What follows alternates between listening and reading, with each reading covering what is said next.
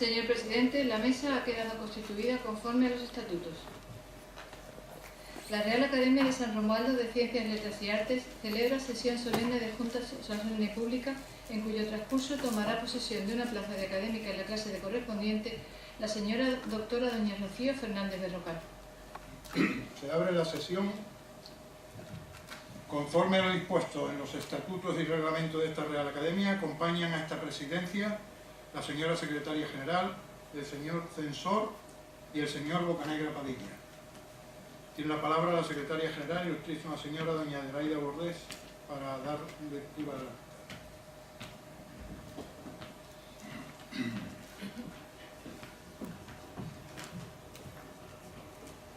En la sesión de Junta General Extraordinaria celebrada el pasado 16 de mayo de 2018, recogida en el acta número 328, se aprobó el ingreso como académica en la clase de correspondiente de doña Rocío Fernández Berrocal, doctora en Filología Hispánica, una vez cumplidos los requisitos y publicitada la plaza en el Boletín Oficial de la Provincia, según establecen los estatutos y reglamentos de esta corporación y la normativa al respecto de la Junta de Andalucía. Comunicado el acuerdo a la recipientaria, se estableció el plazo reglamentario para su ingreso, que con posterioridad quedó fechado para hoy martes 23 de abril, siendo el título de su discurso de toma de posesión El universo poético de Juan Ramón Jiménez, la aventura del espíritu, Juan Ramón Jiménez y Cádiz. Será presentada por el ilustrísimo señor don Antonio Bocanegra Padilla, doctor en Filología Anglo-Germánica y académico de esta, de lo cual, como secretaria, doy fe con el visto bueno del señor presidente. Muchas gracias, señora secretaria general. Señora Fernández Berrocal, por favor, tome asiento. Suba al estrado y tome asiento.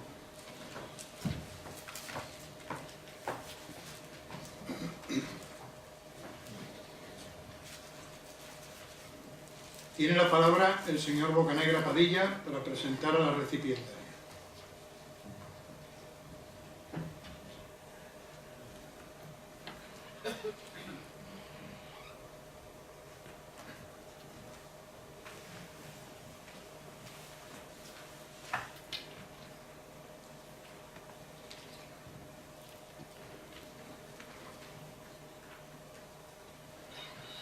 Excelentísimo señor presidente de la Real Academia de San Romualdo, autoridades, compañeros de academia, amigos todos. Quiero dar comienzo a la presentación de la doctora Fernández Berrocal, mostrándoles esta página del ABC de Sevilla del pasado martes 16 de abril, en el que se glosa sucintamente la figura de la que es considerada la investigadora más importante de nuestro país sobre el poeta Juan Ramón Jiménez. La entrevista aparece con el título Vivir dentro de un verso, de Juan Ramón. Les leeré tan solo un par de párrafos para centrar la imprescindible presentación de la nueva académica. Entre otras cosas se dice en el artículo, que es una entrevista, es la persona de referencia en las últimas investigaciones sobre Juan Ramón Jiménez. En otro lugar, hace años la investigadora se trasladó a Puerto Rico, donde se conservan los papeles del poeta en la sala Zenobia Juan Ramón. Allí reposa la belleza. Y dice ella textualmente: escribía a lápiz, a veces en servilletas, en programas de conciertos. Hay cientos de papelitos dispersos en las carpetas de Puerto Rico. Los documentos están digitalizados, pero es una selva, admite la doctora del mundo juanramoniano. Rocío Fernández Berrocal ha paseado con Juan Ramón por Sevilla, por el resto de Andalucía y por Madrid. Hoy lo va a hacer por Cádiz. Juan Ramón está en todas las horas de Fernández Berrocal. Perdonen la lectura, pero tiene una letra chiquitísima. Una hora antes de dar a luz, yo estaba escribiendo un artículo dedicado al poeta.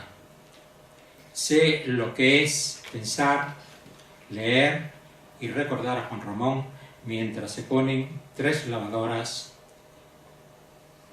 Bromea. Bien, hasta ahí la referencia al artículo. Para empezar, quisiera recordar que el 14 de enero del 2014, la doctora Rocío Fernández Berrocal pronunció en este foro una conferencia que tituló Platero y yo en su primer centenario. Transcurridos 2 años, el gran poeta de Arcos, Antonio Murciano, miembro correspondiente de esta, y este mismo que les habla, dirigimos a la institución de San Romualdo y a la vista de los múltiples méritos que concurrían en dicha profesora, solicitud de ingreso como miembro correspondiente. Para la recipiendaria, esta es una de las pocas palabras de español cuya fonética se me resiste un poco, yo creo que habría que eliminarla. Para ella, digo, constituye un gran honor, según me hace saber, pero es sobre todo a esta Real Academia a la que corresponde sentirse honrada al poder contar entre sus miembros a partir de hoy con una personalidad de la valía, de los conocimientos, de la preparación científica y literaria y de la categoría como investigadora de la doctora Fernández Berrocal. Categoría investigadora cuya magnitud e importancia no queda nimbada ni siquiera por la juventud de la que goza. En efecto, Rocío nació cuando la mayoría de nosotros peinábamos ya canas y alguno estrenaba calvicies. Mi conocimiento y trato con ella dio comienzo hacia el año 2013, a propósito de la publicación de mi libro Juan Ramón y yo, Memorias e Ensoñaciones del burrito platero, obra que debía prologar, según el juicio de nuestro común y entrañable y citado amigo Antonio, pero no pudo ser por razones que no vienen al caso. Sí lo haría en el 2015 con mi poemario Dios entre mis manos, bellísimo prólogo. Esta relación con ella tiene como fundamento su amor por la poesía como lectora, como profesora, como crítica. Y esa amistad no ha dejado de crecer, hasta el punto de que, gracias a los adelantos de la tecnología, de los móviles, etc., estamos en contacto casi diario. Ella está al día de cuanto escribo y su ánimo y calor en mi aventura lírica no me ha faltado nunca. Nuestra eminente académica es conocida a nivel nacional e internacional como gran experta en el poeta de Moguer, como hemos dicho. Está felizmente casada con José María Jurado, ingeniero de telecomunicaciones y eximio poeta, con un buen número de obras publicadas y numerosos premios. No sé, José María, si eres más ingeniero que poeta o más poeta que ingeniero. Lírica e ingenio hermanados, porque la poesía tuya que he leído es de una grandísima calidad y el ingenio y humor de que haces gala en las redes sociales los conocemos, sobre todo mi mujer y yo. De poeta a poeta, es justo que resalte aquí tu buen hacer y lo hago con sumo gusto. Completa la familia la existencia de 2 preciosas e inteligentes hijas, Inés y Paloma, o Paloma Inés. Inés y Paloma. Entrar en el currículum vitae de Rocío, debo decirlo y lo enfatizo, impresiona. Es como adentrarse en un mar con una enorme bancada de peces a la vista y con la consiguiente imposibilidad de atraparlos a todos. Echaré en ese mar mi modesta caña de pescar y extraeré de él un poco al azar alguna de sus hermosas piezas. Es lo más que puedo hacer porque el tiempo esta tarde y aquí es suyo y solo suyo. La doctora Fernández Berrocal nació en Sevilla en 1974, hizo sus estudios universitarios en la Universidad de Sevilla y en la especialidad de Filología Hispánica. En enero del 2006 obtuvo el doctorado en esa especialidad con la tesis Juan Ramón Jiménez y Sevilla, obteniendo la calificación de sobresaliente cum laude. Tesis que iba a obtener el premio Focus Abengoa 2006 a la mejor tesis doctoral sobre tema sevillano. Fue publicada en el 2008 por el Servicio de Publicaciones de la Universidad de Sevilla. Actualmente compagina la investigación a través del Grupo de Investigación de la Universidad de Sevilla con la docencia en el Instituto de Enseñanza Secundaria Maestro Diego Llorente de los Palacios y desde marzo del 2016 es miembro correspondiente de la Real Academia Pérez de Guevara de Écija. Cuanto a la labor investigadora, tiene publicados 8 grandes obras, 8 libros, Platero y yo, Tiempo recobrado, Sevilla, Isla de Sístola, 2014, Guía del Madrid de Juan Ramón Jiménez, publicado por la Comunidad de Madrid, Juan Ramón Jiménez de Andalucía, El sentimiento de eternidad, por la Diputación Provincial de Huelva, Platero y yo, El tiempo recobrado, perdón, lo he citado ya, Isla de Sístola, sí, Tartesia Linda, Un paseo por la Sevilla de Juan Ramón, de la Biblioteca de Temas Sevillanos, Sevilla, en Diario de un poeta recién casado, Moguer 2017. Si importantes son estas obras mayores, mucho más lo son las tituladas Idilios, publicado por Isla de Sístola en el 2014, y el más reciente, Historias, por la Fundación Lara. Porque en ambas cristaliza esa trascendental labor investigadora llevada a cabo en la Sala Zenobia Juan Ramón de Puerto Rico, con el descubrimiento y rescate de un buen puñado de poemas inéditos que aparecían dispersos e inclasificados, diría que condenados al olvido, y de cuyo conocimiento nos hubiéramos visto privados en el trabajo de la doctora Fernández de Rocal. Tiene numerosas publicaciones, guías de rutas conramonianas para profesores y alumnos por Sevilla y Moguer, ha participado en la página web de la Red Municipal de Bibliotecas de Sevilla, dedicada a Juan Ramón Jiménez, ha coordinado y elaborado un CD sobre Juan Ramón Jiménez para colegios e institutos de educación, de la Consejería de Educación de la Junta de Andalucía, es la autora de los famosos paseos literarios didácticos, Paseo literario por Moguer, por el puerto de Santa María, Sevilla, todos de la mano de Juan Ramón Jiménez, y Paseo literario por la Sevilla de Juan Ramón Jiménez, colaborando asimismo en la elaboración del disco libro Mamá Pura. Son 23 poemas de Juan Ramón Jiménez con voz y música de Chili Valverde. Tiene innumerables reseñas críticas, no solo sobre Juan Ramón, sino sobre otros autores, otros poetas, citaré algunos. Borges es un nombre de tango, reseña del libro Que 20 años no es nada, tercer premio Ateneo Joven que fue publicado en la revista Mercurio. Amor desangrado es una reseña de los sonetos de la dama portuguesa de Elizabeth Barrett Browning, también publicado en la revista Mercurio. Lo poético y lo prosaico, el panteísmo de Juan Ramón, poesía y belleza en la obra juanramoniana, Fantasmas en la niebla de Diego Martínez Torrón, etcétera, etcétera. No quiero extenderme demasiado porque no es necesario. En los artículos tengo aquí contabilizados del orden de 23 que había elegido. Me limitaré a leer los títulos de algunos, dando de lado detalles relacionados con la publicación, su intervención en actas de congresos, simposios, editoriales, periódicos, etc. No hacerlo así sobrepasaría mi cometido en este momento, es decir, si me entretuviera con esta enumeración. Entre esos artículos voy a citar Zenobia con Pruví Aymar, sobre la esposa de Juan Ramón Jiménez y Sevilla, la poesía popular a través de los escritores cultos, de Gustavo Adolfo Bécquer a Juan Ramón Jiménez, una voz andaluza universal, Juan Ramón Jiménez en el aula, dimensión humana y literaria de los espacios en Juan Ramón Jiménez, pintor y poeta en Sevilla, Juan Ramón Jiménez de la Andaluza universal, etcétera, etcétera.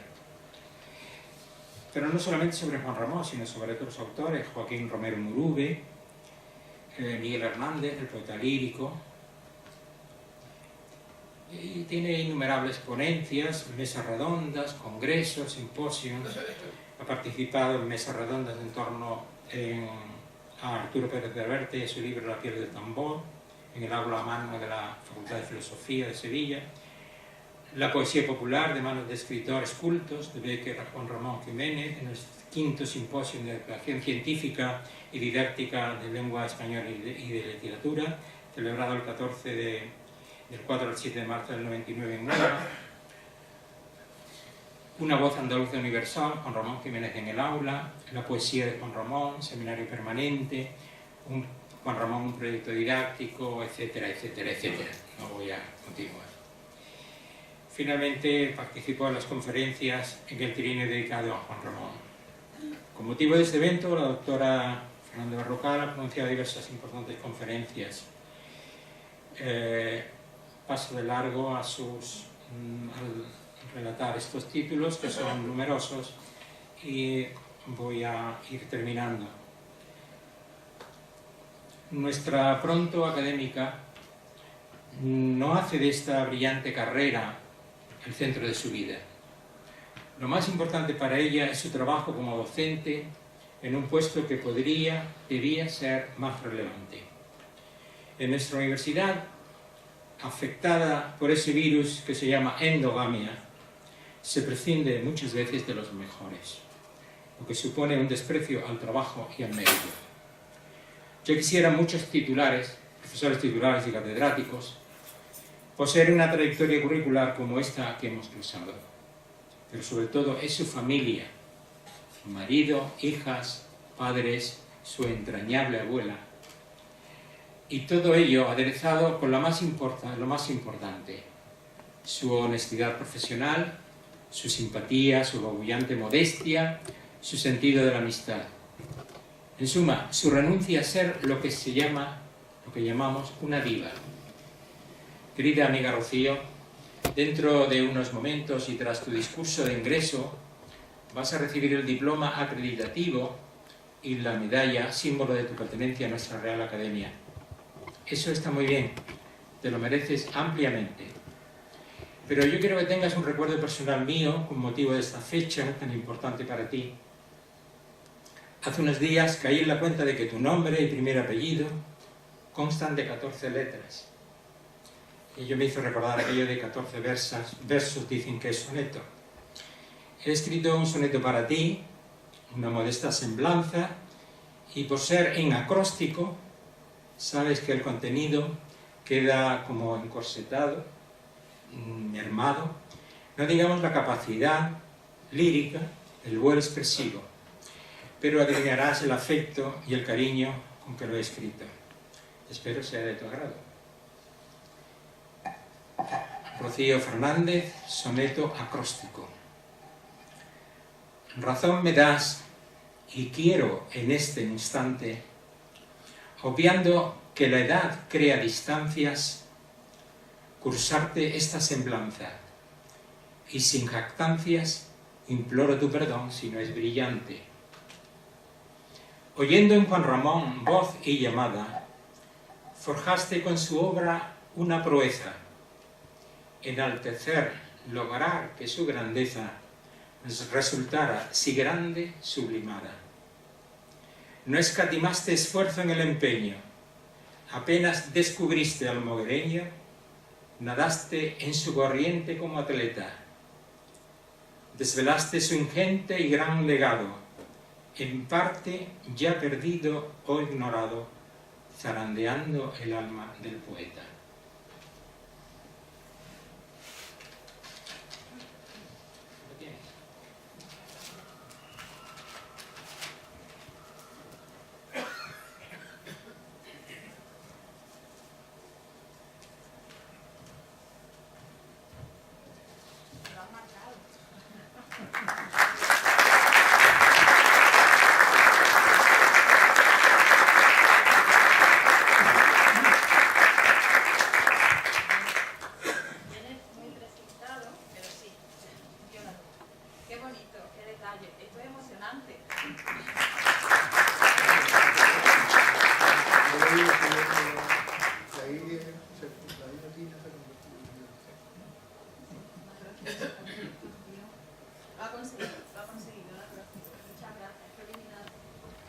Muchas gracias, señor Bocanegra.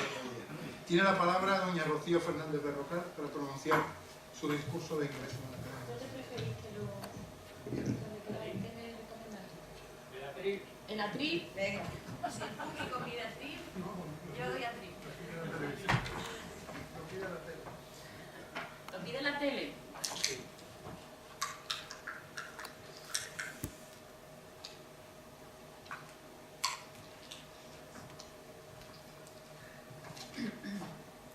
Excelentísimo señor presidente de la Real Academia de Ciencias, Letras y Artes de San Romualdo, don José Enrique de Benito, ilustrísimos académicos y académicas, señores, señoras, buenas tardes a todos. A esta ilustre academia le agradezco mucho su amable invitación y a todos vosotros vuestra presencia hoy aquí, Día de las Letras y Día de Cervantes, Día del Libro, en el que recordaremos esta tarde a uno de los representantes máximos de las letras españolas universales, Premio Nobel en 1956, Juan Ramón Jiménez, del Andaluz Universal. En primer lugar, quiero agradecerte, Antonio, este regalo, esta sorpresa, esta completa y generosísima presentación que has tenido la deferencia y amabilidad de regalarme. Es una satisfacción que tú, amigo, poeta, profesor, investigador, persona querida y admirada, hayas tenido la deferencia de hacer esta presentación, ¿no? Muy emotiva y muy especial, no la voy a olvidar, realmente. Y me llevo el recuerdo gráfico, además.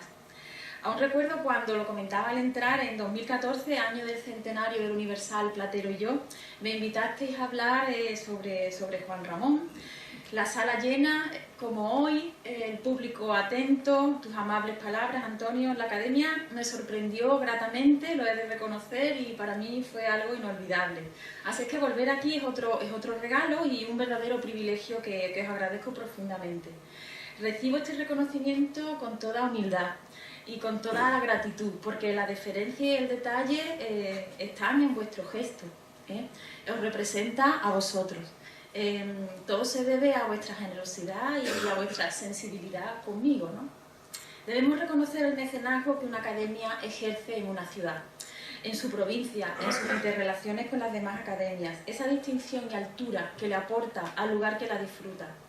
Debería existir, muchas veces lo pienso, un ministerio de la excelencia, debería, pero en su ausencia quizá las academias representan y combaten a su manera, noble e ilustremente, la barbarie de estos tiempos, ¿no? Lo feo, lo prosaico, y preservan y respaldan lo que tan plenos y felices nos hace, el arte, que avanza como lo sagrado, acompañando imperturbable el misterio de la vida y el tiempo.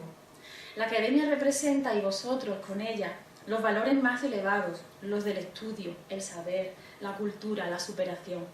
En medio de este mundo volátil, una academia constituye un baluarte, una fortaleza en la que confiar todo lo que nos ennoblece y nos hace grandes. Y es un placer, como decía, volver a San Fernando. En verano pasaba por las Salinas y recordaba mi primera visita allí con pocos años, con 8 años, cuando fui de excursión en el colegio, y reviví este verano pasado el impacto que me causó verlas por primera vez y conocer todo su proceso. Removió esa visión, el pasado más entrañable, el tiempo perdido, prustiano, hallado y recobrado en estas tierras a través de los sentidos. Escribió Alberti en su Arboleda perdida que el blanco de las Salinas hacia Puerto Real y la isla eran suficientes para empapar toda la vida de una infinita luz ya imposible de desterrar de los ojos.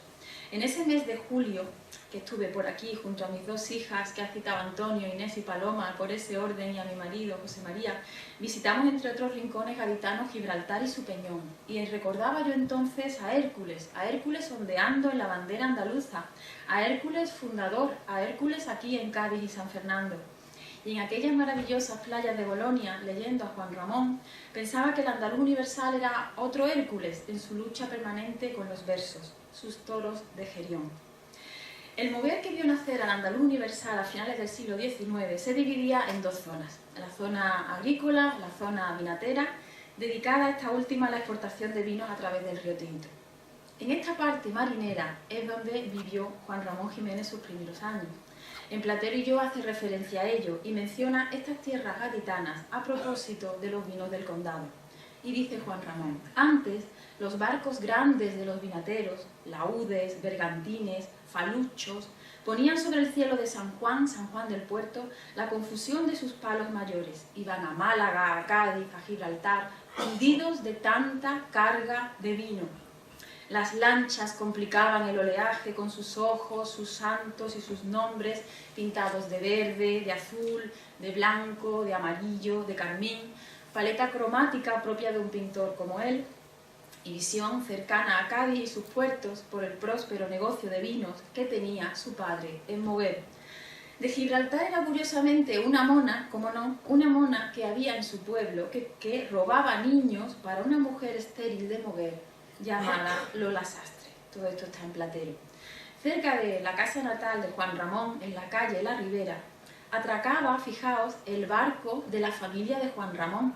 El barco se llamaba el San Cayetano y me enteré hace poquito que en ese barco Juan Ramón se montaba para ir a estudiar de niño al colegio de San Luis Gonzaga, al colegio del puerto de Santa María, un estricto colegio religioso por el que también pasaron, como sabéis, Alberti, Villalón, Muñoz Seca.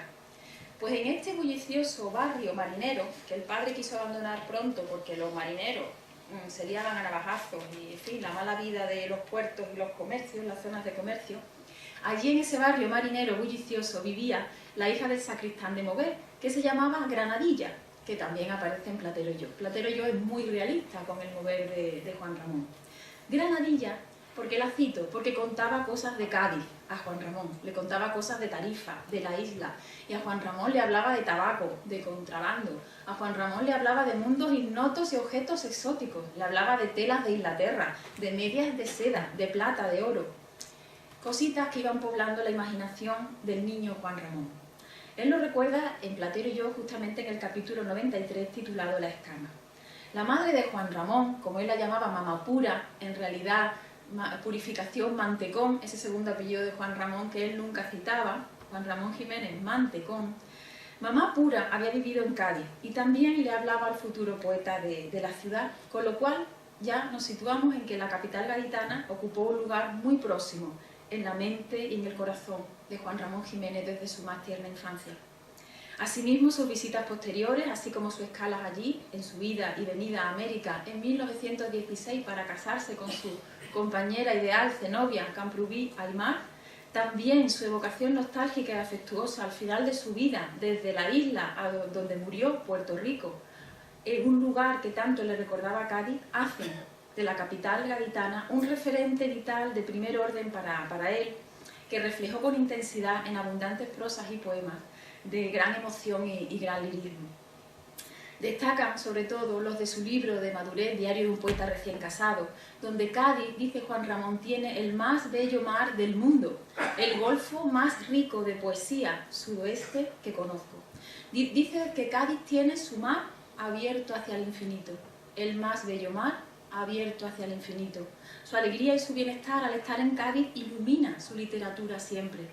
Extasiado en otra ocasión escribe, por ejemplo: nunca he visto tal amontonamiento de blancura. Se diría que vienen a dormir en esta isla todas las palomas del mundo.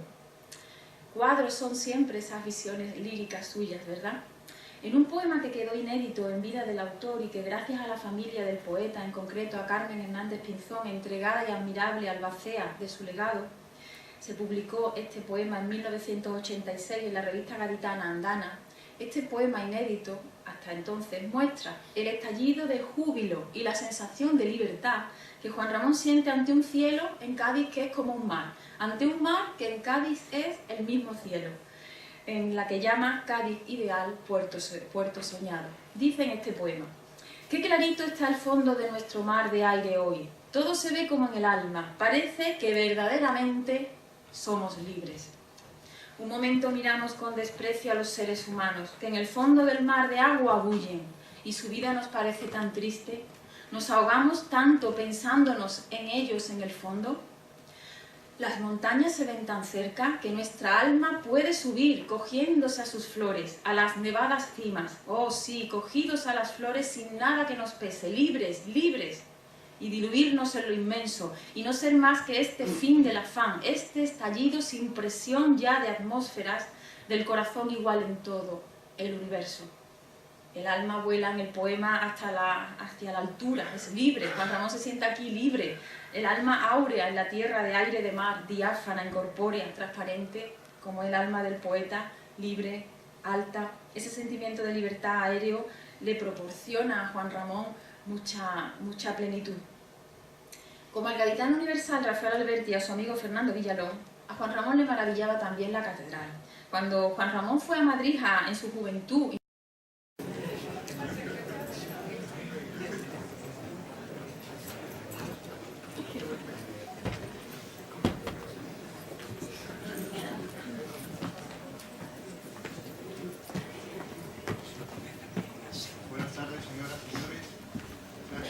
bienvenidos a este acto que en esta ocasión es la presentación de un trabajo de investigación muy interesante que han realizado miembros de la Academia para dar a conocer la vida, los últimos años de la vida de Francisco de Miranda.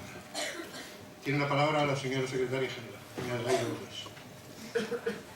En la sesión de Junta de Gobierno celebrada el día 25 de abril de 2018, recogida en el acta número 327, se acordó, una vez concluidas las jornadas dedicadas al 200º aniversario de la muerte de don Francisco de Miranda, celebradas en mayo de 2016, la edición del libro que recogiera el trabajo de investigación realizado por los ilustrísimos señores académicos, don Juan Torrejón Chávez, que ha coordinado la edición, don Juan Manuel García Cubillana de la Cruz, doña Yolanda Muñoz Rey y don Juan Antonio Lobato García. Como ustedes saben, la Academia, cuando interviene alguno de sus miembros, tiene por norma no contemplar su presentación, entendiendo que ésta ya fue ofrecida en el momento de su ingreso y con el fin de evitar reiteraciones en sucesivos parlamentos de los señores académicos. No obstante, recordemos que el señor Torrejón Chávez es doctor en Historia, cuyo ingreso en esta tuvo lugar el 16 de febrero de 2000. El señor García Cubillana de la Cruz es doctor en Medicina y Cirugía y pediatra, ingresando en esta el 25 de mayo de 2010. La señora Muñoz Rey es doctora en Artes y Humanidades. Su ingreso en esta tuvo lugar el 14 de febrero de 2017. Y el señor Lobato García es doctor en Medicina y Cirugía y odontopediatra. Su ingreso en esta tuvo lugar el 26 de mayo de 2014. El acto quedó fijado para hoy martes 19 de marzo. El libro, al tratarse de una edición novenal, su entrega al público se llevará a cabo según se explicará en el transcurso del acto. Muchas gracias, señora secretaria general. Voy a presentar brevemente las razones del por qué y el cómo se ha llevado a cabo este trabajo de investigación centrado en la figura de don Francisco de Miranda. En julio de 2016 se cumplieron 200 años de la muerte del prócer venezolano Francisco de Miranda, hecho acaecido el 14 de julio de 1816 en el Arsenal de la Carraca, en cuyo penal de 4 Torres se encontraba apresado como reo de Estado. La Real Academia de San Romualdo, de Ciencias, Letras y Artes, siempre atenta a la conmemoración de acontecimientos singulares y de interés en su entorno, en cumplimiento al artículo cuarto de nuestros estatutos, que marca entre sus fines el fomento de la cultura y la realización de investigaciones y estudios para conseguir mayores conocimientos, decidió en su momento recordar esta efeméride organizando unas jornadas académicas que tuvieron lugar en los primeros días del mes de junio del citado año 2016. Los objetivos concretos de las conferencias que constituyeron la base fundamental de esta jornada fueron uno de tipo general, para profundizar en el conocimiento de la figura, vida y obra del precursor de la independencia de Hispanoamérica, y otro particular acerca de las circunstancias de la etapa final de su vida, a partir de su apresamiento en Venezuela, traslados hasta llegar a la península, encarcelamiento y fallecimiento en la Carraca, así como los pormenores ocurridos posteriormente con sus restos mortales. Las jornadas se vieron complementadas simultáneamente con una exposición fotográfica y bibliográfica relacionada con su vida pública y privada. También hubo un encargo de presentar el trabajo de investigación que se realizase. Para su organización, en la organización de esta jornada, se contó con el patrocinio del excelentísimo Ayuntamiento de San Fernando y la excelentísima Diputación Provincial de Cádiz, y el apoyo y colaboración de las autoridades navales de la zona marítima. Bajo la presidencia de don Antonio Campos Muñoz, catedrático de Histología de la Universidad de Granada y académico de la Real de Medicina, se presentaron las ponencias siguientes. Vida y obra de Francisco de Miranda, a cargo de la doctora doña Inés Quintero Montiel, de la Universidad Central de Venezuela, que mandó una videoconferencia grabada. Francisco de Miranda, reo de Estado, su cautiverio en el Arsenal de la Carraca, por el doctor don Juan Torrejón Chávez, de la Universidad de Cádiz, vicepresidente de esta Real Academia. La enfermedad y muerte de Francisco de Miranda, por el doctor don Juan Manuel García Cubillana de la Cruz, coronel médico de la Armada y bibliotecario de esta. Los restos óseos de Francisco de Miranda, por el doctor don José Antonio Lorente Acosta, de la Universidad de Granada, Departamento de Medicina Legal, Toxicología y Antropología Física. Como comisario de la exposición, que se desarrolló simultáneamente, actuó el doctor don Juan Antonio Lobato García, coronel médico de la Armada, vocal de arte de la Real de San Romualdo y pintor. Estas jornadas, como recordarán, suscitaron gran interés y aceptación. En vista de ello, la Real Academia estudió las posibilidades y decidió el encargo de que las investigaciones previas que habían dado lugar debían ser publicadas, al menos las de algunos de los ponentes participantes, animándolos a incrementar y profundizar en el trabajo ya realizado, considerando que se trataban temas muy interesantes y poco conocidos, y que incluso, basándonos en las ponencias presentadas en la jornada, sería posible, con la necesaria ampliación de la labor investigadora, obtener un cuerpo documental que dejara constancia de todo lo conseguido y, una vez publicado, sirviera en el futuro para contribuir a incrementar y mejorar el conocimiento de este ilustre personaje, sobre todo en la etapa final de su vida. Estas son las razones principales por las que la Real Academia de San Romualdo, fiel a sus estatutos, acometió la labor de publicar un libro con el que, bajo los tres aspectos de nuestro apoyo a la cultura, ciencias, letras y artes, contribuyera a dar a conocer hechos, personajes y documentación, en muchos casos desconocidos o inéditos, y a divulgar el estado, organización y funcionamiento de determinados sectores y entidades de la administración, tanto oficial como privada, a principios del siglo XIX. Concretamente, se presentan los resultados del riguroso y exhaustivo trabajo de investigación llevado a cabo por los doctores Torrejón Chávez, que ha sido el coordinador del trabajo, y García Cubillana de la Cruz, con la colaboración especial en este caso de la académica doctora doña Yolanda Muñoz Rey en la transcripción y traducción de documentos, así como las acertadas reflexiones redactadas por el doctor don Juan Antonio Lobato García en forma de pinceladas sobre el conocido retrato al óleo titulado Miranda en la Carraca, obra del pintor venezolano Arturo Michelena, cuya copia figuraba en la exposición que tienen ustedes ahí en la cartera. El resultado es un libro ya redactado y en fase avanzada de edición, que incluye estos trabajos de investigación e incorpora además una importante y valiosa documentación, como he dicho, en muchos casos inédita, constituida por interesantes datos sobre el funcionamiento del arsenal, la medicina naval de la época y sobre todo por la correspondencia mantenida por Miranda durante su cautiverio, lo que lo convierte en una valiosa herramienta en sí mismo y básica para posibles futuras investigaciones acerca de la época final de la vida del personaje que tratamos. Solo me resta expresar mi más sincera felicitación y agradecimiento al conductor de las jornadas y a los autores de los diferentes capítulos de este libro. Agradecimiento que extiendo al excelentísimo Ayuntamiento de San Fernando, excelentísima Diputación de Cádiz, que hicieron posible la ejecución de la jornada. Mi agradecimiento también dirigido a todas las personas y organismos que de una u otra forma hacen posible la publicación de esta obra, que estoy seguro va a ser de gran utilidad y muy bien acogida, no solo en el ámbito local y nacional, sino también internacional, por el interés que la figura de don Francisco de Miranda suscita en gran número de países extranjeros. Como ha dicho la señora Secretaria General, al tratarse de una edición no venal y limitada, se va a solicitar a aquellas personas que deseen disponer de un ejemplar que rellenen el impreso que se les facilitará posteriormente con sus datos y teléfono o dirección de correo electrónico, para que una vez que el libro esté disponible, que será muy próximamente, se les pueda comunicar y que procedan a su recogida en el lugar y fecha que se les indicará, como hemos hecho en alguna otra ocasión.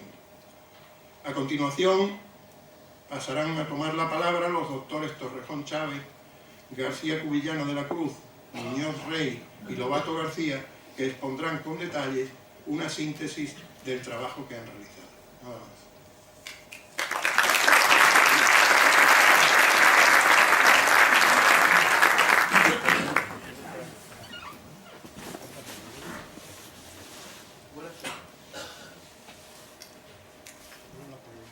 cuando la Academia conmemoró el 250 aniversario, perdón, el 200 aniversario de la muerte de Francisco de Miranda en el año 2016, lo que estaba haciendo era continuar con la conmemoración del 150 aniversario que había tenido lugar en la isla, en la Carraca, y que se unía a una serie de hechos conmemorativos celebrados en la ciudad de Cádiz antes, con anterioridad, en la que habían participado pues, el gobierno del momento, la figura de su ministro de Asuntos Exteriores, perdón, de su ministro de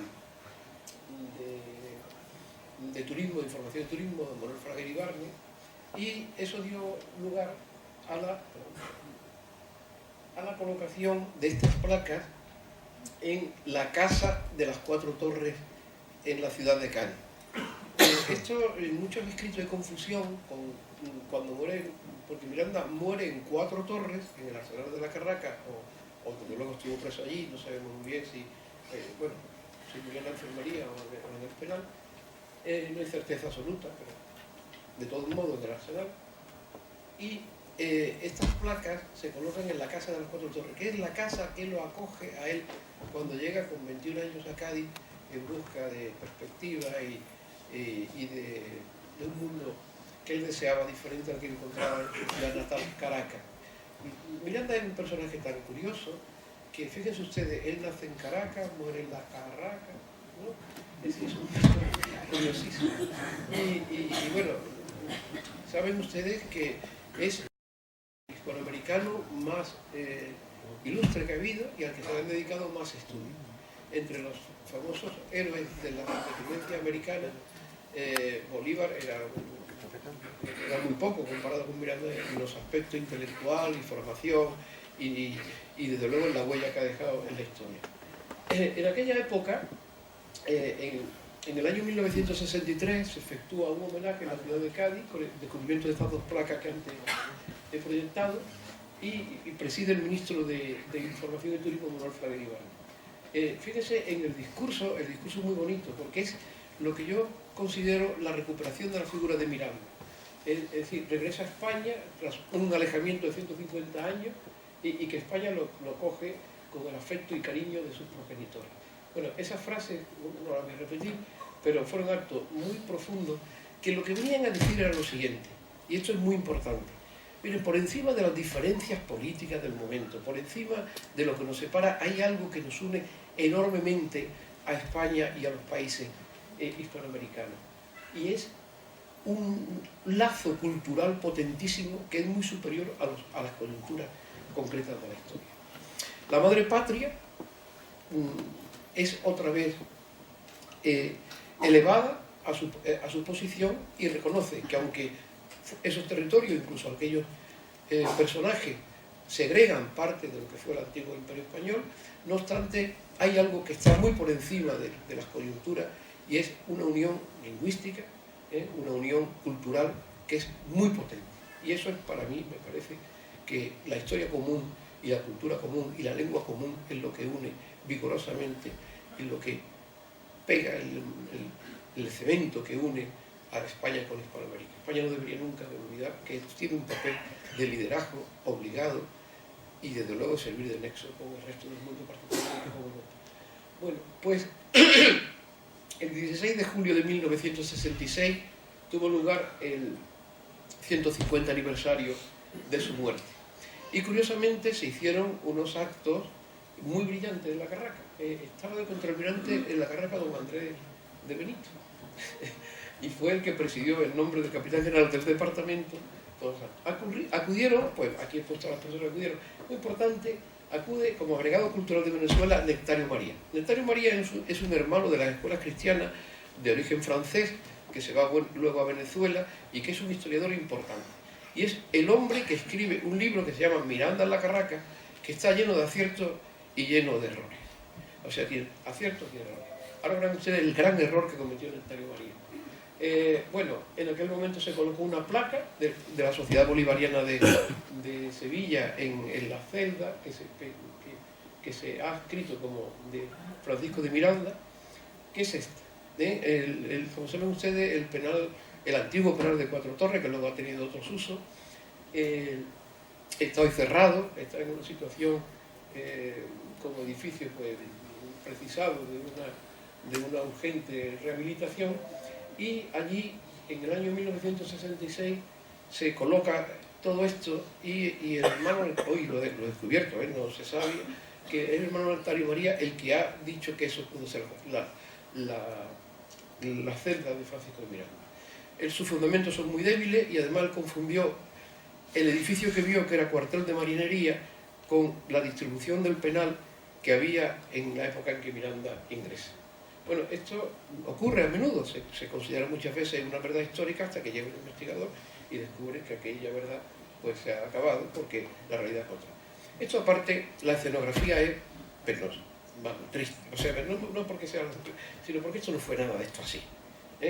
Y entonces esto, en cierto modo, en vez de ayudar a dignificar la historia y el personaje, pues cuando lo han visto, y sobre todo cuando lo ven los historiadores, dicen, hombre, por favor, esto no. Bueno, y ese arcón que ven ustedes a la derecha, donde se depositaron los presuntos restos de Miranda, que de esto hablará luego el profesor García Cubillana, así que no. En Cádiz tiene estatua Francisco de Miranda. Estas fotos son de un amigo de Cádiz que se llama Hans, es un alemán que lleva afincado muchos años en Cádiz, un magnífico fotógrafo. Y esta estatua estaba antes en la Plaza de las Tres Carabelas, abandonada en un rincón lleno de suciedad, y se trasladó hace unos años, no mucho, a la Plaza de Argüelles, al lado de la casa de las Cuatro Torres, que es donde vivió durante unos días Miranda antes de salir para Madrid. Y esta foto ya hoy no se puede hacer. Esa foto de la derecha tiene un mensaje precioso, porque él parece que está mirando allí la estatua al monumento a la Constitución de Cádiz, el que era un liberal, un constitucionalista, y no se puede hacer porque ahora en la última rehabilitación han vuelto a cambiarlo de sitio, ¿no? Bueno, Miranda, aunque ya en aquella jornada lo celebramos muchísimo y hablamos mucho de él, es un personaje singularísimo. Bueno, yo digo en mi trabajo que si hubiera sido concebido como personaje de ficción por un novelista, no lo creeríamos. Diríamos que ese novelista tiene una imaginación exacerbada, y porque no puede, realmente parece impropio que haya una persona que haya podido tener en aquella época, con las limitaciones de la época y los recursos, una vida tan profunda. En el ámbito militar fue oficial del ejército español, luego él se pone al servicio de la República Francesa, y aquí lo tienen ustedes con el uniforme de teniente general del ejército francés. Quiero hacer un inciso. Cuando ocurrió el 200 aniversario de su muerte, en Europa se celebró, se conmemoró su muerte en solo 3 ciudades europeas, que fueron San Petersburgo, París y San Fernando de Cana. Quiero decir que estábamos perfectamente en línea con las ciudades importantes de Europa, claro. Pues, y aquí tienen ustedes a la derecha, esto está en la galería de las batallas del Palacio de Versalles, y ahí tienen a la derecha nada más y nada menos que su nombre grabado, que es el único de un hispano, de un español, porque él fue español, claro. En el Arco del Triunfo de París, en la Avenida de la Estrella, en el pilar correspondiente a la Armada del Norte del SER y no me acuerdo de qué otro, bueno, en las Armadas, y ahí pueden ustedes ver el nombre. Bueno, el nombre está junto al nombre realmente impresionante, ¿no? Lafayette, podrán ustedes ver en la columna de la izquierda, en segundo lugar. Pero les voy a comentar una cosa breve. Si miran ustedes la columna que está a la izquierda del nombre, el octavo pone Custine, ¿no? Custine fue un general compañero suyo en la Armada del Norte, en el Ejército del Norte, y este hombre estaba casado con la mujer más bella de Francia. Bueno, pues cuando quedó viuda la pobre, ella quedó viuda porque a Custine le cortaron la cabeza. Él consoló a la viuda, Miranda. Bueno, consoló a muchas, señora. Pero, y Madame de Custine, que era, bueno, hay reproducciones de ella, hoy a lo mejor el favor estético ha cambiado, la moda cambia, pero pasó por ser una mujer y era la mujer más deseada de toda Francia. Pensaba todo el mundo con quién se quedaba Madame de Custine después de quedar viuda, y se quedó con Francisco de Miranda. Las cartas de Custine a Miranda son realmente demoledoras de cómo una mujer puede derretirse ante un hombre, ¿no? Bueno, hay que decir que este señor, esta cara, como en todas las imágenes, Miranda, no es ninguna de Miranda. Él no era esa cara, Él no era esa cara. Nosotros en el libro vamos a publicar una imagen verdadera de Miranda. No la he proyectado aquí porque tenemos el permiso expreso para editarla, y no he pedido el permiso para proyectarla, por eso no lo hago. Pero aquí tienen aquí una cosa muy importante. Este fue el teniente general del ejército republicano francés. Él fue también coronel del regimiento de coraceros de Ekaterinoslav, es decir, es el regimiento preferido por Catalina la Grande de Rusia. Tampoco sabemos qué favores le hizo Miranda a la gran emperatriz Catalina la Grande, pero vamos, lo condecoró, y por eso él, cuando está aquí en la Carraca, pide el poder irse a Rusia, pide que voy a Rusia donde tengo bienes de fortuna y demás. Bueno, es un cuadro que no tiene mucha calidad por una fotografía que se tomó en la exposición en San Petersburgo, pero bueno, ahí pueden verlo. Esto era el regimiento del príncipe Potenkin, era la élite del ejército zarista, imperial, el ejército imperial. Bueno, la estructura del trabajo de investigación, que como dijo antes el presidente, Francisco de Miranda, reo de Estado, que es la parte que yo me he ocupado, la enfermedad y muerte de Francisco de Miranda, se ha ocupado de ella el doctor García Cubillana, la parte de correspondencia que nos hemos ocupado la doctora Reyolillo, y Miranda en la Carraca, unas reflexiones muy interesantes que hace un artista y además un doctor en medicina, como nuestro compañero Juan Antonio Lobato, discúlpenme. Es que tengo un enfriamiento muy grande y estoy realmente un poco alargado. Bueno, Miranda fue preso en La Guaira. Fue preso en La Guaira el 31 de julio de 1812. No fue preso por los españoles, fue preso por sus compañeros. Él fue traicionado por su subordinado y compañero. En el grupo, y quizás llevando a los cantantes, estuvo Simón Bolívar. Hay una novela muy bonita de Alban Marcelo que se llama La noche en que Bolívar traicionó a Miranda. Luego, allí estuvo en La Guaira en una mazmorra, hasta el 1 de enero de 1813, que es trasladado a Puerto Cabello, a otra mazmorra. ¿Y por qué ese traslado? Porque Bolívar viene en lo que se llama, en la campaña exitosa que tuvo hacia Caracas, y entonces pensaba que si llegaba podía liberarlo o fusilarlo, no se sabe muy bien qué iba a hacer, de las dos cosas, y entonces se saca y se traslada a Puerto Cabello. De Puerto Cabello, el 4 de junio de 1813, se lleva a Puerto Rico. En Puerto Rico estará hasta noviembre de 1813 y ahí parte para Cádiz. Llega a Cádiz en el bergantín Correo Alerta, después de 45 días de navegación, el 5 de enero de 1813, que es cuando fondea el buque. 2 días más tarde entrará en el arsenal de la Carraca. En el arsenal de la Carraca estará como preso 2 años, 6 meses y 8 días. Este es uno de los documentos donde habla del famoso reo don Francisco Miranda. Fíjense que no obstante le dan el tratamiento de dos, ¿no? Mire, yo he buscado este texto y lo he incorporado al libro porque creo que es un texto que define.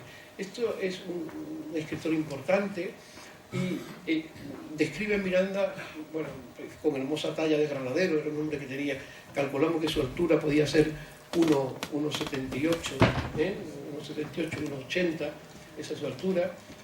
Lo describe físicamente, pero he subrayado la frase que dice un hombre del mundo, no es un cualquiera. Dice, era el hombre más atrayente que he conocido.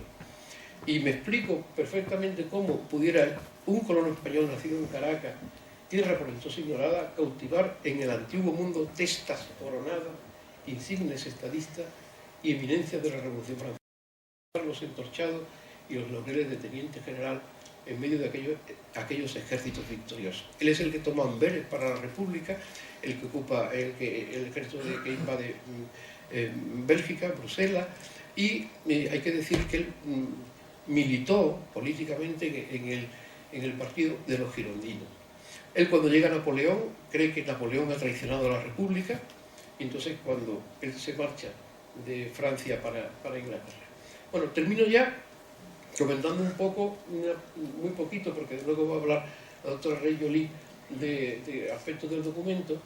Esto es una parte interesantísima del libro, porque hemos recopilado cartas de Miranda en la Carraca o sobre Miranda en la Carraca. La mayoría de estas cartas logró él sacarlas subrepticiamente. Por ejemplo, esta carta que está escrita en mayo de 1815, fíjense arriba que pone Carraca, ¿verdad? Carraca. Él la escribe en francés, la firma como tal Miranda y se la manda nada más ni nada menos que a lo que diríamos nosotros el ministro de Hacienda del Reino Unido, que es Nicolás Francisco, ¿no? Y le habla una serie de cosas. Bueno, la dificultad que tiene esto primero es buscarla. ¿Dónde están las cosas? Los historiadores tenemos que buscar en un océano que a lo mejor vamos en busca de ellos ni peces. Luego, una vez que se ha buscado, localizarlo. Luego, una vez que se ha localizado, efectuamos la copia. Luego tenemos que ordenar todo aquello. Luego transcribirlo, que ya verán ustedes la labor tan compleja que hemos tenido. Luego traducirlo en su caso. Y por último, y es muy importante, interpretarlo. El historiador tiene que dar, donde da su valía es en la interpretación. Termino ya con una carta que se sacó también sobre el título del Arsenal de la Carraca. Es la carta que le escribe a la madre de sus dos hijos. Y, bueno, pues ven ustedes, en aquel momento estamos en la etapa prefilatélica. Aquí está entre nosotros don Ricardo Bezuela, que le pedí ayuda. Le hemos pedido ayuda a muchísimas personas, cada uno que conoce una cosa. Él es un buen conocedor del apartado prefilatélico. Y aquí tienen ustedes a la dirección, lleva un nombre supuesto, la señora Martin, ella se llamaba Sara Andrew, y aquí está el sobre, que era el pliego que cerraba, ¿verdad? Bueno, pues también se explica todos los sellos que hay ahí, que pone allí, porque es el número 2, todos esos detalles que se han podido explicar, se explica.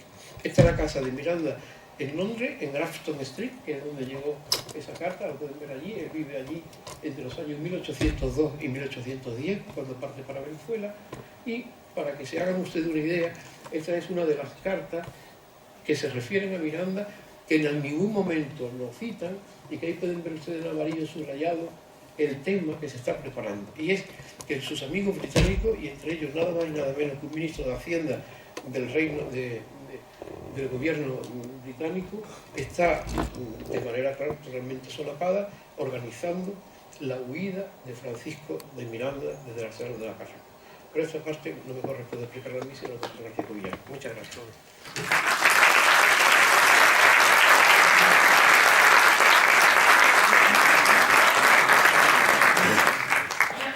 Con la venia, presidente.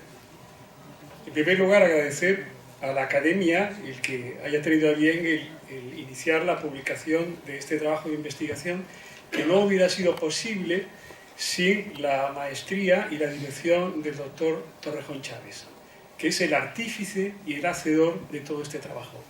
Nosotros somos el resto los acólitos. Yo he tenido la gran suerte de trabajar con él. Yo soy un aficionado a la historia, pero soy médico, no soy historiador, y he trabajado con él y he aprendido de él muchísimo, como ir a las fuentes documentales, intentar deshacer errores, y al final pues hemos intentado presentar un trabajo que puede ser interesante para el futuro de la investigación sobre este tema.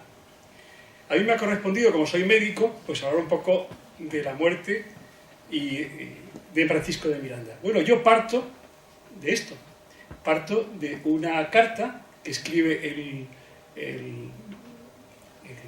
a Pedro José Morán, que es el criado de Miranda, a unos señores el 1 de abril del 16, y dice lo siguiente. Transcribo la carta porque es difícil de leer la que aparece a la derecha. El día 25, la noche, a las 11 de la noche, le acometió un insulto apopléjico que pensamos se lo llevara. Volvió en sí quedando de resultas de una calentura pútrida, con demasiada malicia. A la cabeza refluxión, a la boca, lo cual le tiene en las últimas de su vida. La asistencia que le tengo es con bastante cuidado, pues en su salud consiste mi felicidad. Fíjese el cariño que tenía ese criado hacia su señor. Tengo recogido sus papeles para que en caso de que fallezca remitírselos a ustedes y ustedes lo hagan a la plaza de Gibraltar. Y dice, 4 juntas de facultativos llevo hechas y en todas ellas no me dan esperanza ninguna de vida. Esto, estamos hablando de 1816. Hoy día, aunque esto es la semiología de un ictus, un accidente vascular cerebral, pues hoy haríamos Pues una analítica general y haríamos un escáner o haríamos una resonancia magnética. Pero evidentemente hay que retrotraerse al diagnóstico de la medicina y los cánones diagnósticos que había primero del siglo XIX. Bien, pues evidentemente esto es un accidente vascular cerebral, un ictus, que puede ser isquémico o hemorrágico, no lo sabemos. ¿Qué es un ictus? Es una rotura de un vaso a nivel cerebral, que puede ser un vaso o una malformación congénita que se haya roto a lo largo de la vida. Causas de ese ictus, pues evidentemente varias, que podemos invocar ahora a posteriori, sin ningún tipo de certeza diagnóstica. Sedentarismo, una dieta pobre en verduras y frutas, el escorbuto, si falta la vitamina C de las frutas y los cítricos, con más frecuencia aparecen hemorragias, sobre todo hemorragias en la piel o hemorragias en el sistema nervioso. Un aneurisma cerebral congénito es otra posibilidad, una ateroesclerosis propia de la edad y también propia del sedentarismo, una hipertensión arterial. En aquel momento no había esfigmomanómetros, no había incluso ni estetoscopios para auscultar. E infecciones. Bueno, sabemos, y esto no podemos desarrollarlo aquí, está en el trabajo, que tuvo muchas infecciones urinarias y muchas infecciones venéreas, porque claro, era un adicto al sexo. Se conocen más de 200 mujeres de placer que tuvieron relación con él y más de 14 o 15 amantes.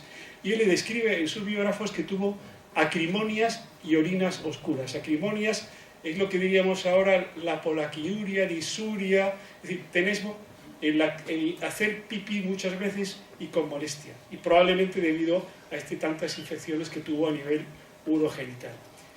Y también se invoca que una posible fiebre tifoidea pues fue también la cogió, que sabéis que la fiebre tifoidea es por un bichito, una Salmonella tifi, que produce fiebre alta y a veces con afectación del sistema nervioso central. Bien, este es el certificado de defunción que está en el Museo Naval de Madrid y dice que el 14 de julio del 1816 falleció en el hospital del Real Arsenal de la Carraca el particular de causa pendiente y reo de Estado, Francisco de Miranda, hijo de Sebastián de Venezuela, en Caracas, de estado soltero, y no testó y recibió el santo sacramento de la extrema unción, y su cadáver fue sepultado en el camposanto de este sitio, en el que certificó y lo firma un presbítero, Francisco de Paula Vergara. Los presbíteros de la Carraca eran todos franciscanos.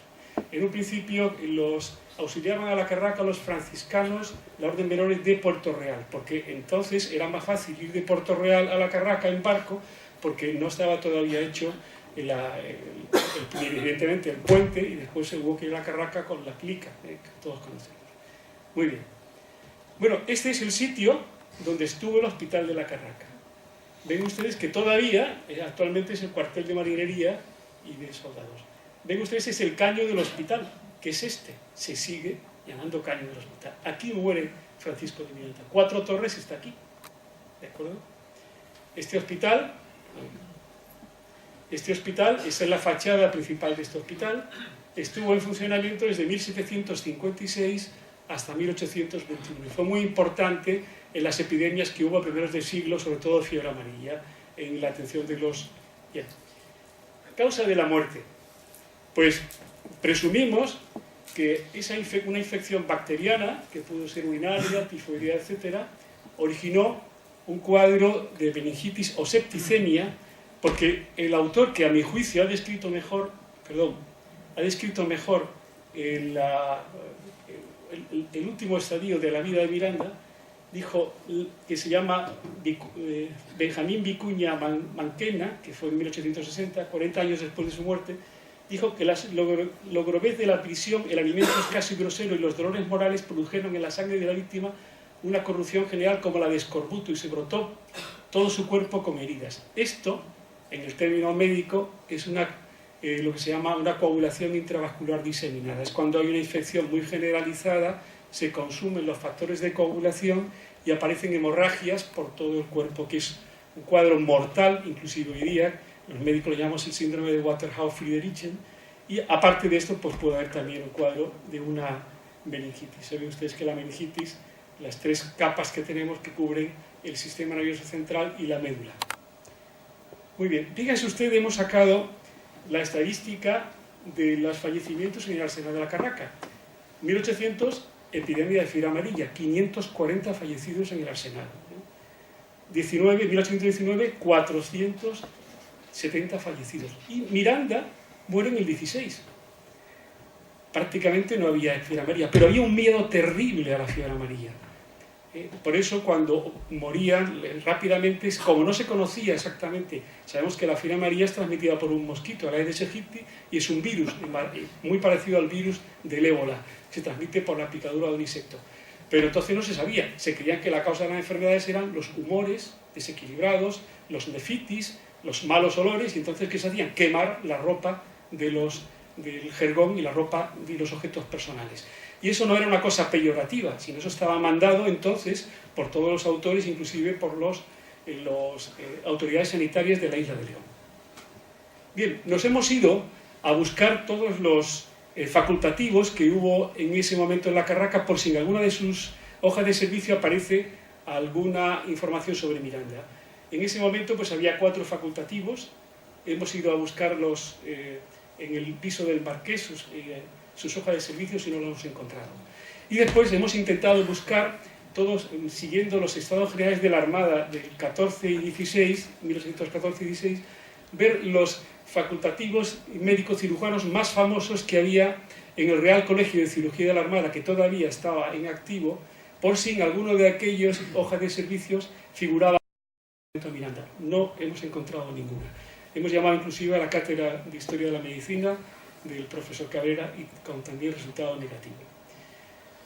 ¿Qué tratamiento se le puso a Miranda? No lo sabemos, pero nos hemos ido a buscar tratados de apoplejía del año 11, del 19 y del 33.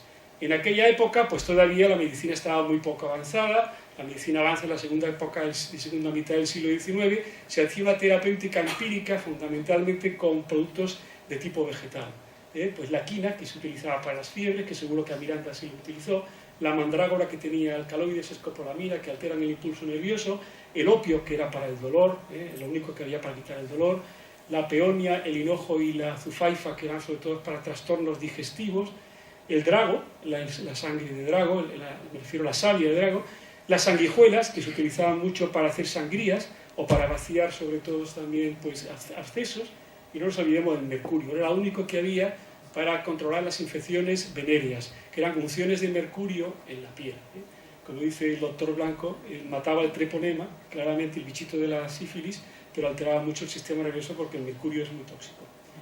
Bien, controversias sobre sus últimos días en la Carraca. Pues le pongo aquí una serie de controversias que no tengo tiempo de explicar y que son falsas, algunas de esas, con lo cual se explicarán en el libro. Y esto es lo que les decía, las ropas se las llevaron y se quemó. Y esto no fue una cosa peyorativa, esto fue lo que decía su criado, José Francisco Román, sino que era necesario porque había un miedo tremendo a las epidemias de fiebre amarilla. Bien, ¿dónde se enterró Miranda?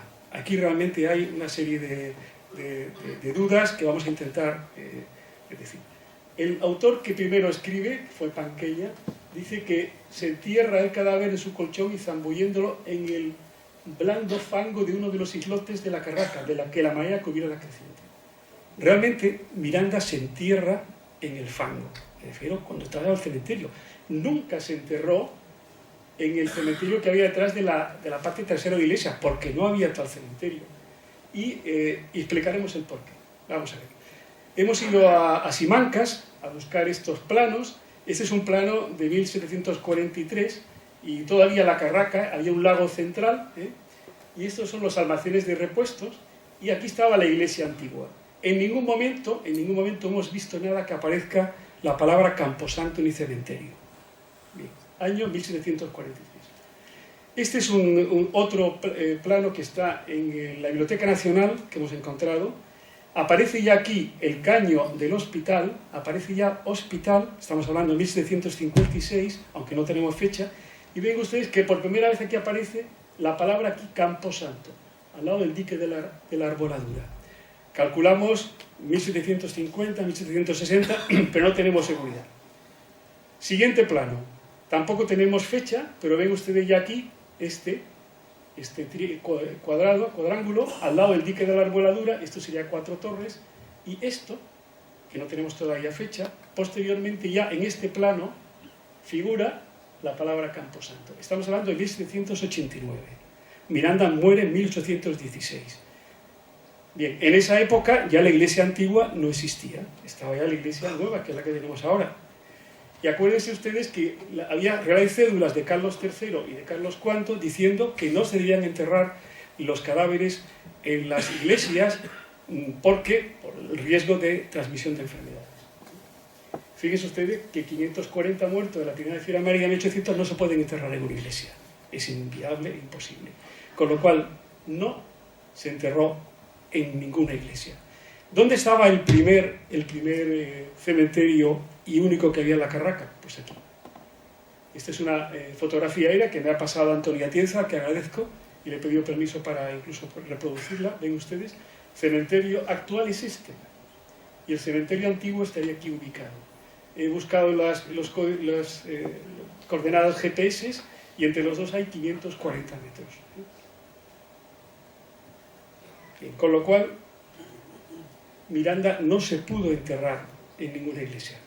Bien, en 1870 se trasladan los restos del cementerio antiguo al cementerio actual, y en el cementerio actual pues hay un osario que tiene esta fecha, y debajo del osario, en una lápida, había una caja que tenía estas dimensiones. Dicen que solamente se trasladó el padre conocido de un carpintero con nombre y apellido. El resto se llevaron los huesos en esa caja. Evidentemente aquí no caben 2000 cadáveres, que más o menos son los que hay enterrados en la caja. ¿Y qué se han hecho con los huesos? Bueno, pues ha habido cuatro actuaciones importantes.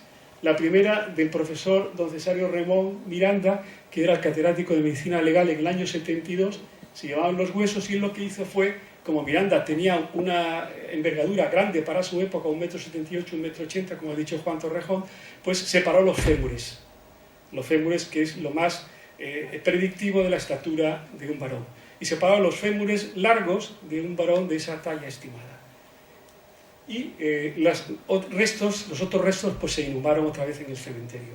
Se llevaron esos restos a la celda que ha dicho pues, Juan Torrejón, y en el año 1998 y 2001 una profesora de la Universidad de Lyon, una francesa que se llama Catherine Henry, que es esta señora, en presencia de uno de los médicos del hospital de La Carraca, pues volvió a exhumar los huesos que estaban en la caja para confrontar los restos con el ADN. Ya es una cátedra de genética, porque se han exhumado los restos del hijo que se llama Leandro, que es el barco Leandro, el barco que llevaba Miranda, que estaba enterrado en Francia.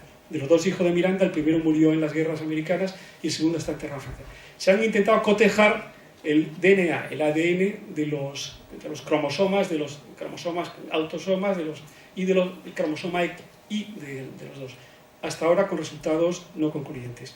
Finalmente, un experto, que fue el profesor Lorente Acosta, que ven ustedes aquí cuando participamos en las jornadas, pues que es un experto médico genetista y forense de la Universidad de Granada, pues sigue estudiando los huesos y el ADN, que hasta ahora, hasta el momento actual, no son concluyentes. Pues nada, muchas gracias.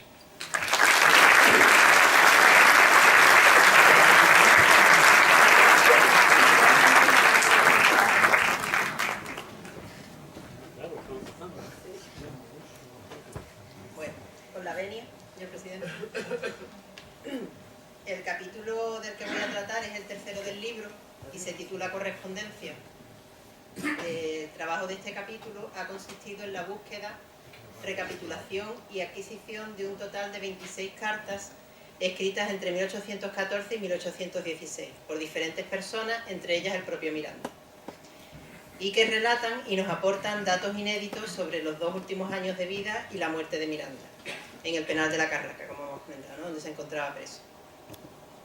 Una vez recopiladas todas estas cartas durante largo tiempo, Nuestro siguiente trabajo ha sido el de transcribirlas y traducirlas, ya que de ellas 15 estaban en español, pero las otras 11 estaban en francés e inglés. Esta fase del trabajo, que ha durado 2 años, ha sido especialmente difícil y, bueno, luego veremos por qué. Para que los historiadores podamos hacer nuestro trabajo, como antes ha comentado el doctor Juan Torrejón, necesitamos información fidedigna y directa del hecho y periodo que estamos estudiando. Y esta tan solo podemos obtenerla de fuentes materiales o arqueológicas que hayan sobrevivido y que debemos interpretar, y de documentos históricos de la época, que igualmente hay que estudiar, valorar e interpretar. La documentación histórica es, por tanto, nuestra principal herramienta de trabajo. Pasamos muchas horas leyendo y trabajando con estos documentos. En el caso que nos ocupa, el de las cartas en relación a la muerte de Miranda, estas se encontraban principalmente en 2 archivos. El de Indias en Sevilla y en la British Library, la Biblioteca Británica de Londres, que en principio estaba en el Museo Británico, pero cuando nos pusimos en contacto con ella habían pasado todos sus fondos a la Biblioteca Británica. Tan solo 2 de las cartas no han podido ser localizadas, sino que tenemos referencia de ellas por otros historiadores. En tal caso, las cogemos así con alfiler.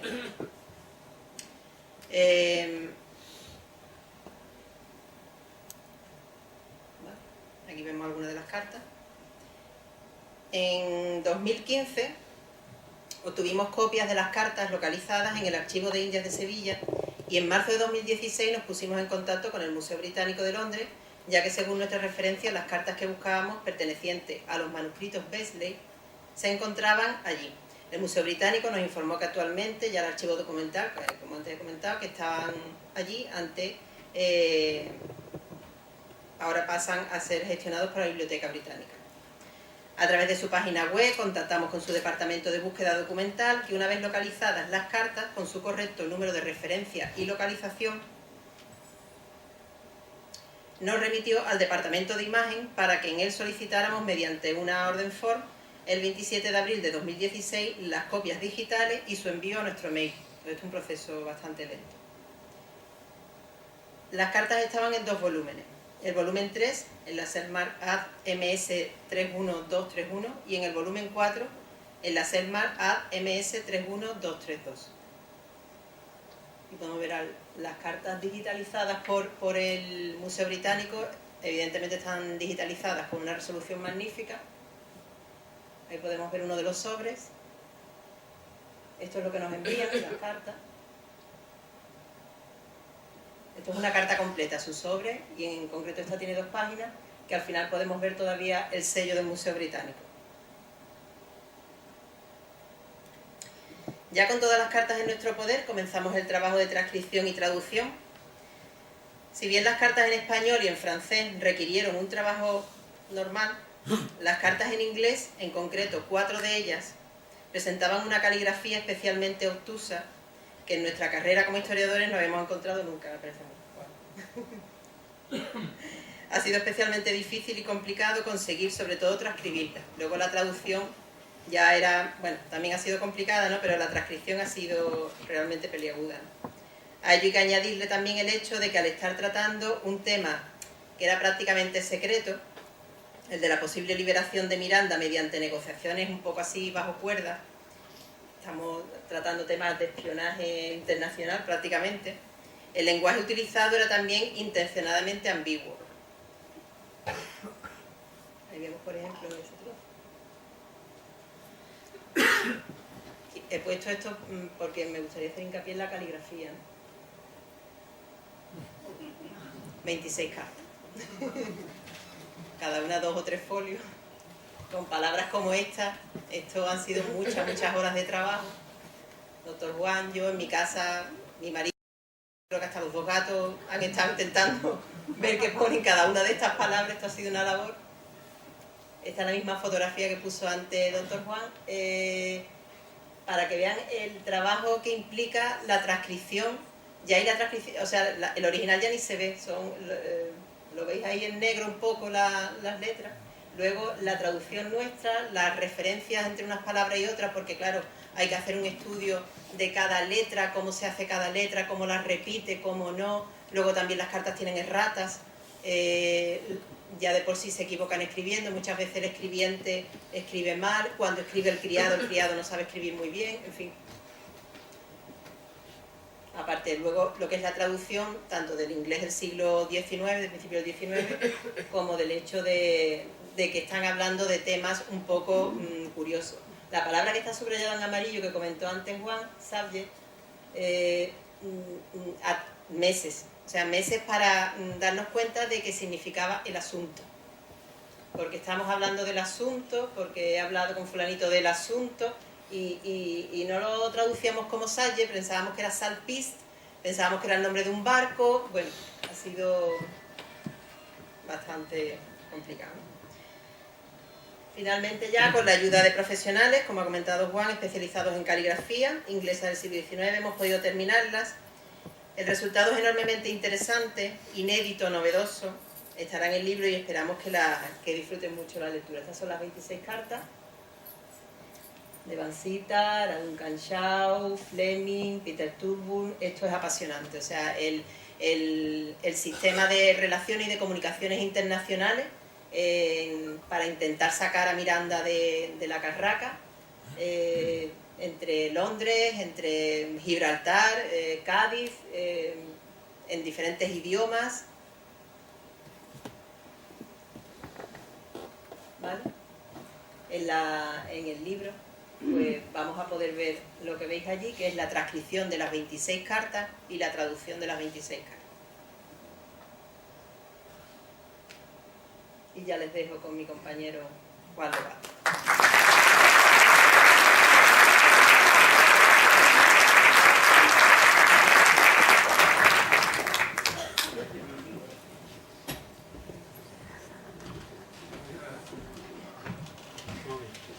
Muchas gracias, con la venia. Puedo asegurar que es la primera vez en mi vida que voy a dar una charla de arte con solo una diapositiva. Yo he dado bastantes charlas de arte ya en mi vida y jamás he dado una conferencia o una pequeña charla con una sola obra. Pero este es el caso.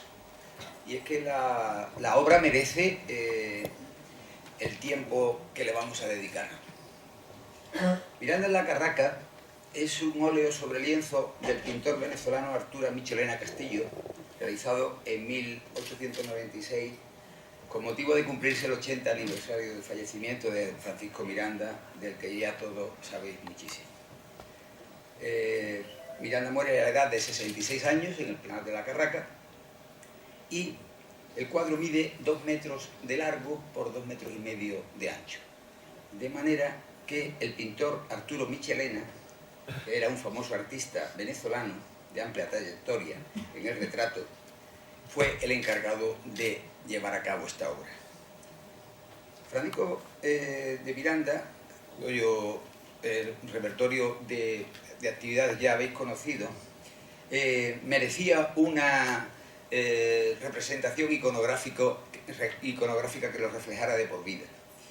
Y esta obra se la encargaron, como ya les digo, a Arturo Michelena, que era un artista de amplia trayectoria en el retrato y que falleció de tuberculosis 2 años después de haber concluido el cuadro, solo con 35 años de edad, en 1898.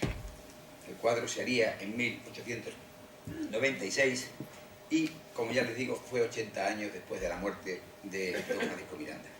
Actualmente se encuentra en la Galería Nacional de Arte de Caracas. Cuando recibí el encargo de escribir sobre esta obra, lo asumí con la condición de hacerlo sin prisas. Y así fue. Durante 3 meses, por motivos de trabajo, todos los fines de semana estuve ida y vuelta de Madrid a San Fernando, y el tren fue un buen sitio para reflexionar sobre este cuadro y contemplar su fotografía. A mí, en principio, la verdad, el cuadro no me había llamado mucho la atención porque mi estilo de pintura, mis pintores favoritos van por otro lado, pero fue tremendamente gratificante, de confesárselo, y para mí resultó toda una experiencia hipnotizadora el cuadro. Déjense también ustedes hipnotizar un poco por el cuadro mientras les hablo, no me miren a mí, miren al cuadro, y les aseguro que con cada mirada encontrarán aspectos nuevos. Cuando nos enfrentamos a una pintura, debemos hacerlo con un espíritu abierto. Pienso que la pintura, por regla general, no se hace para comprenderla, se hace para disfrutarla.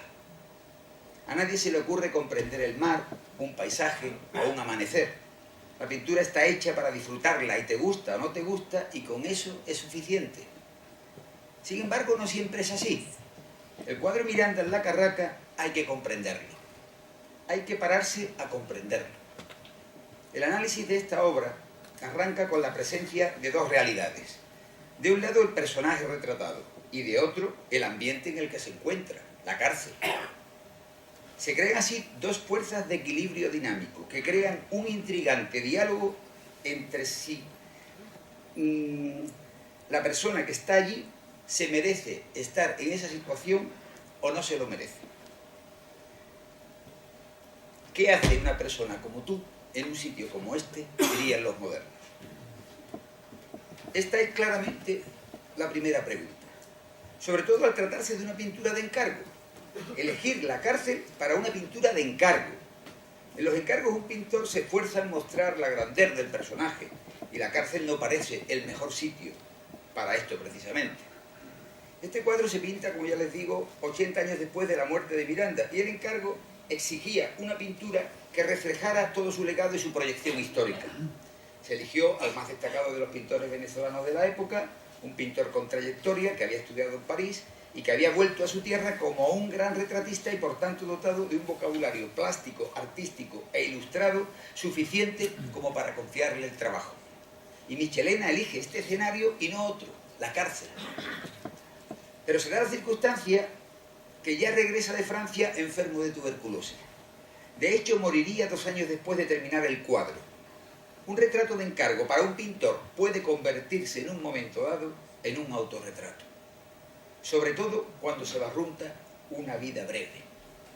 Eduardo Blanco, escritor y amigo de Michelena, fue el modelo que posó para el cuadro, el mismo que figurará en la portada del libro y figura en el cartel de esta presentación.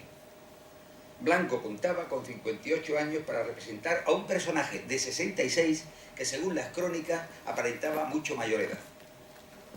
¿Qué lleva a Arturo Michelena a pintar a Miranda de esta guisa y en este crítico momento de su vida?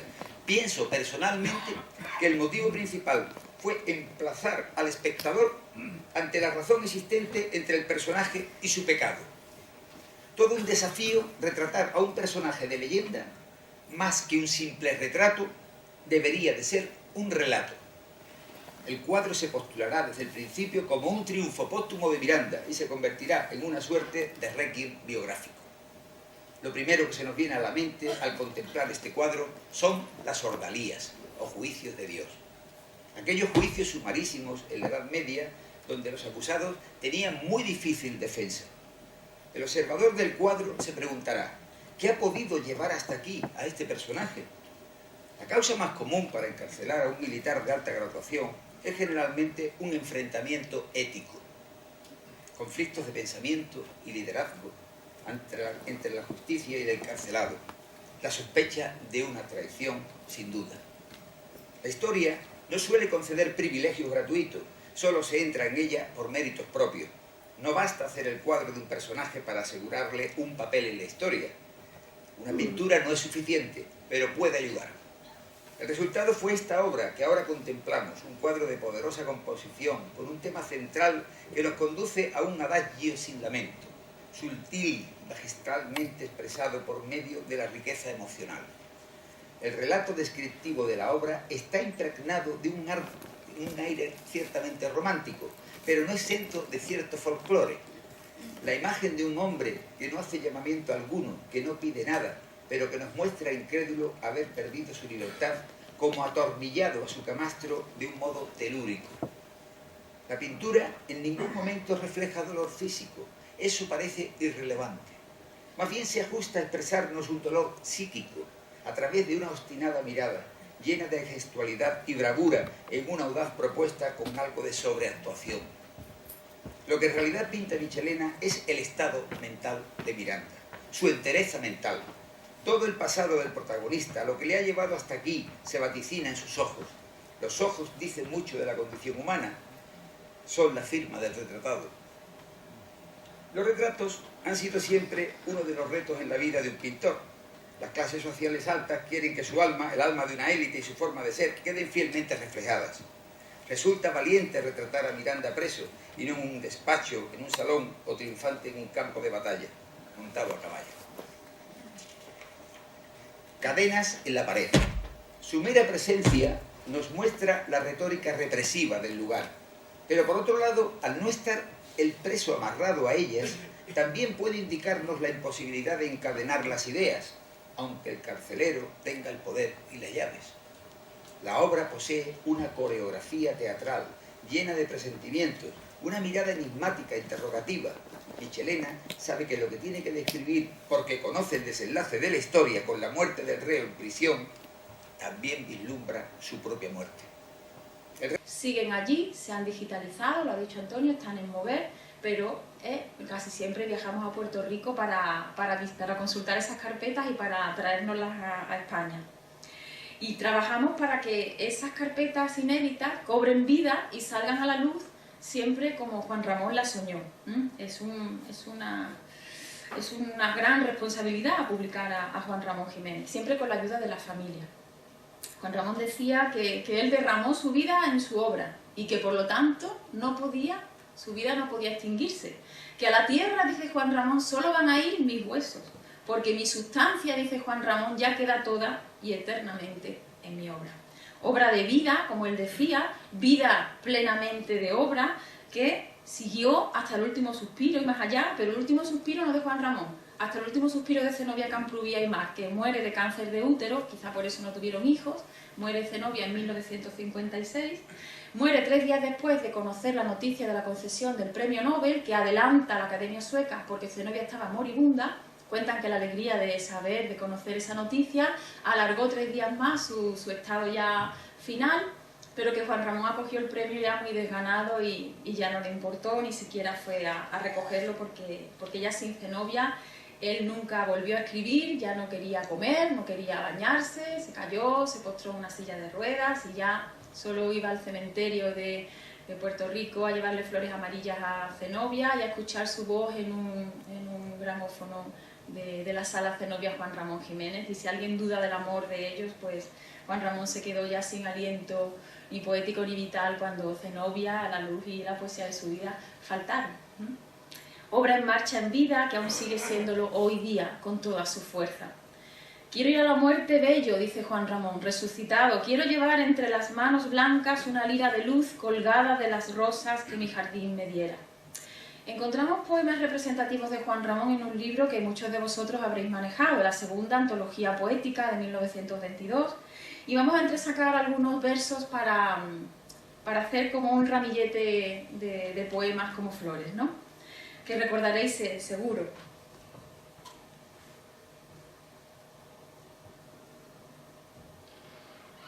En el balcón un instante nos quedamos los dos solos, desde la dulce mañana de aquel día éramos novios. Los caminos de la tarde se hacen uno con la noche, por él he de ir a ti, amor que tanto te escondes, por él he de ir a ti con la luz de los montes, con la brisa del mar, con el olor de las flores.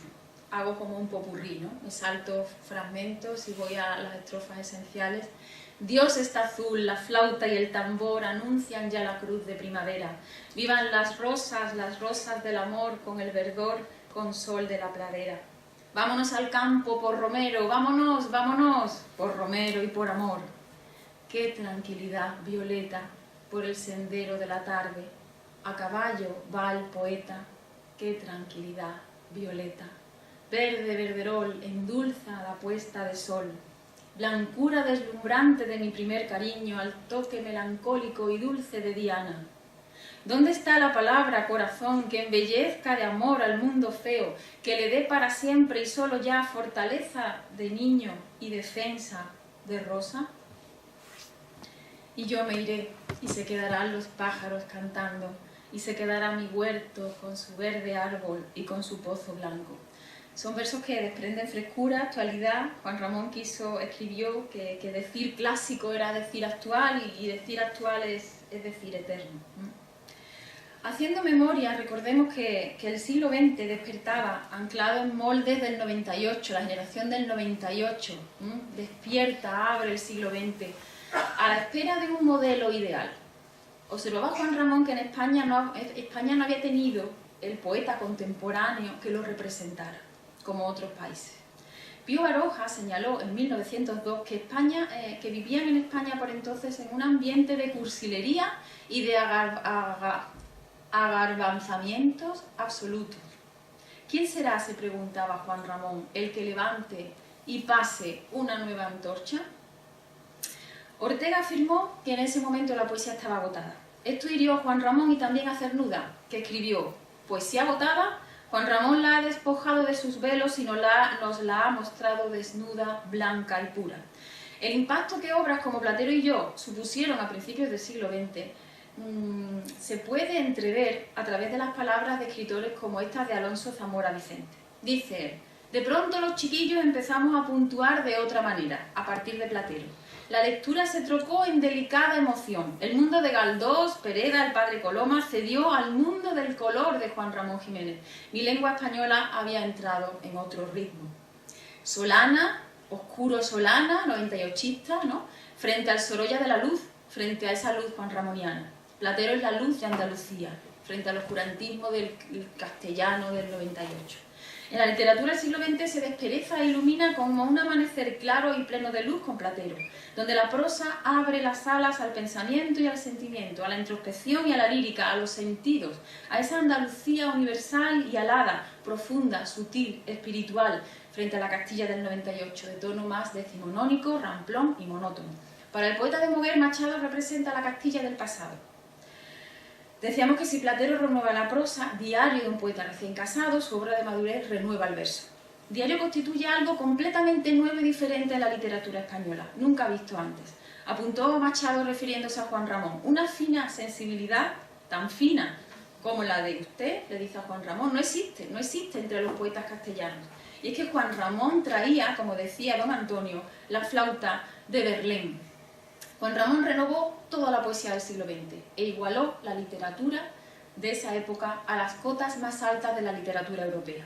Rubén Darío inaugura el siglo XX, pero es Juan Ramón Jiménez quien abre las puertas de la modernidad literaria en España para todos los que vendrán después. Él solo, en un camino autodidacta sin parangón, ajeno a escuelas y adscripciones generacionales. Y lo hace con el verso libre de Diario de un poeta recién casado. Antes se había tanteado el verso libre, pero despliega las alas el verso libre en total libertad en Diario de un poeta recién casado, con un verso y una lengua más flexible, más cercana, más libre, más próxima a la poesía que se estaba escribiendo en ese momento en Europa y en Estados Unidos, más cercana a la modernidad. Una poesía, dice Juan Ramón, cargada de observación psicológica y con música interior, más melodiosa, más armoniosa. Yo me di cuenta, dice Juan Ramón, que mi poesía estaba más cerca de la lírica del norte. Poesía pura la de Diario de un poeta recién casado, poesía desnuda. Confiesa Juan Ramón que cuando se vio libre de influencias románticas, modernistas, francesas, es cuando él pudo volar en libertad, liberar el verso y hallar nuevos cauces para la literatura. Juan Ramón aporta una nueva manera de respirar el verso, de hacer literatura y trae, según sus palabras, una nueva atmósfera que antes de él no existía. Desde Góngora nadie dotó de tanto mimo al verso. Desde San Juan no habíamos asistido a tanto éxtasis. Desde Bécquer no respirábamos tanta modernidad en las letras españolas. Y en relación con ello no me resisto a leer este poema de Pessoa.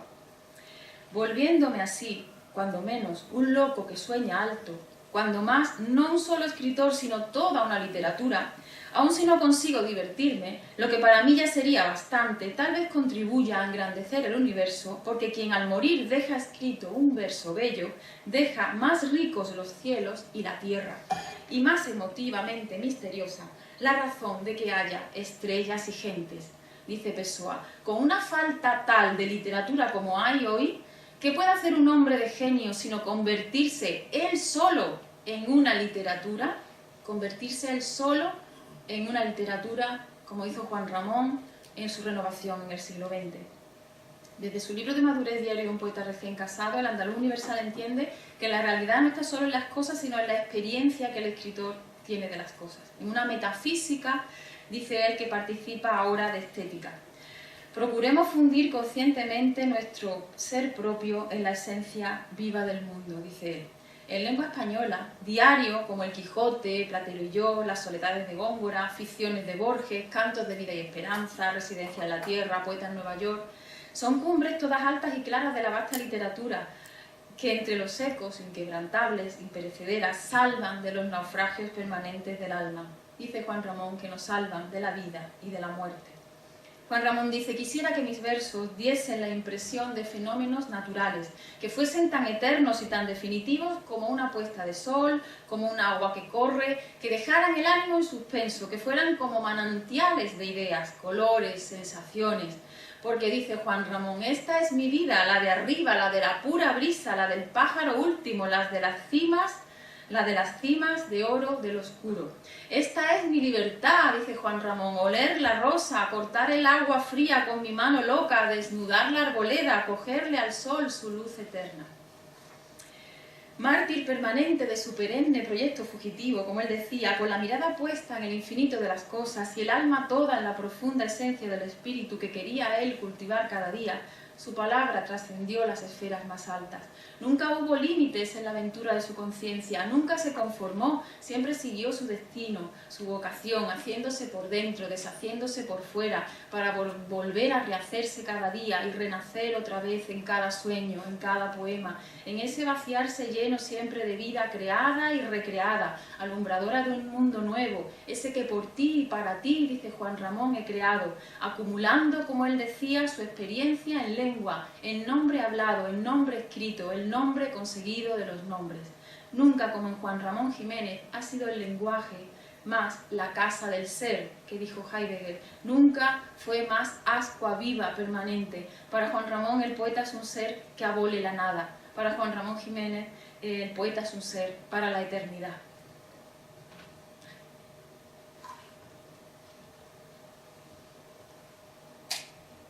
Decía Juan Ramón: no somos más que un débil saco de huesos, de sangre y huesos, y un alfiler puede matarnos. Pero corre en nosotros la semilla que puede alcanzar el ideal, y eso nos hace trascender. El ideal que va un poco más allá de esa prosa nuestra cotidiana que nos aplasta, ¿no? De la rutina de cada día. Ese ideal que se asocia a los valores más altos del ser humano, de la superación personal y del aprendizaje constante.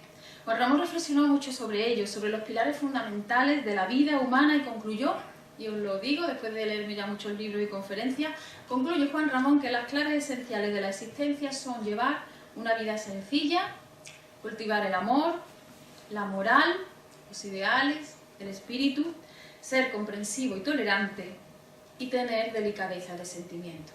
Ahí se resume su ideal o manual de vida. Estaba convencido Juan Ramón de que esto nos llevaría a encontrar el ideal que supera la prosa y que nos hace trascender un poquito. Juan Ramón defendía la poesía de la vida diaria basada en la dedicación esforzada y consciente a la labor de cada uno, a la que cada uno tenga, y en relación con ello proponía que las cosas irían mejor en este mundo si pudiésemos desarrollar cada uno de nosotros lo que él llamaba el trabajo gustoso. Dice Juan Ramón que lo ideal sería que trabajásemos en nuestra vida, cada uno en nuestra vocación, en lo que nos gustara. Con eso construiríamos un mundo mejor. Dice Juan Ramón: hagamos diariamente con nuestro trabajo justo nuestro propio hombre bueno. No lo esperemos de los fantasmas políticos que nos rigen entre nuestra fácil confianza, ni tampoco de un oscuro poder invisible creado por una masa inculta que nos sirve para descansar. Fíjense, nuestra pereza. Decíamos que Juan Ramón consagró su arte en un sacerdocio que ofreció al mundo con una entrega y un compromiso máximo, una ofrenda con la que él sabía que se perpetuaría. La idea la expresaba muy bien Miguel de Unamuno, a quien Juan Ramón admiraba mucho con estas palabras. Decía Unamuno: derramar mi vida a fin de continuar viviendo, de darme la vida, de arrancarme a la muerte de cada instante. Porque todos los hombres, dice Unamuno, buscamos no morirnos. Yo no morirme en ti, lector, que me lees, y tú, lector, no morirme en mí, que escribo esto para ti. Es una ofrenda la de Juan Ramón, no solo poética, sino también social, ética, consciente de que con su obra enriquecía al hombre y lo hacía mejor, con su verso y con su prosa. Ahí están sus conferencias publicadas en Guerra en España. Juan Ramón no vivió, como muchos creen, en su torre de marfil. Él era amante del silencio, de la soledad, pero no vivía aislado de su tiempo y de sus circunstancias. Él definía su poesía como una casa de tiempo y silencio, pero esta casa de tiempo y silencio, dice, va al río de la vida. Y en este río de la vida siempre mostró una gran conciencia social y moral.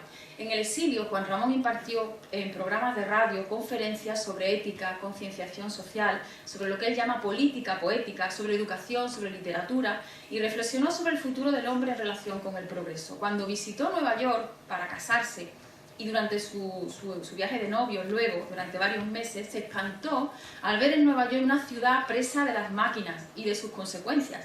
Lo llamó inmenso hormiguero enloquecido, de proporciones sobrepasadas, antesala del marimacho Doña Sucias de Lorca. Una ciudad, Nueva York, donde las innovaciones tecnológicas no iban unidas al desarrollo moral del hombre, que al final se sentía vacío y alienado a pesar de los avances. Lo observó y lo denunció. La técnica, para Juan Ramón, debe llevar dentro una moralidad en el sentido intelectual. Dice Juan Ramón, ¿qué siente un hombre desde el piso número 16? Su compromiso con la infancia llegó a la actividad social con Zenobia. Cuando estalló la guerra, colaboraron en Madrid en un convento con niños refugiados, a los que el poeta les leía cuentos.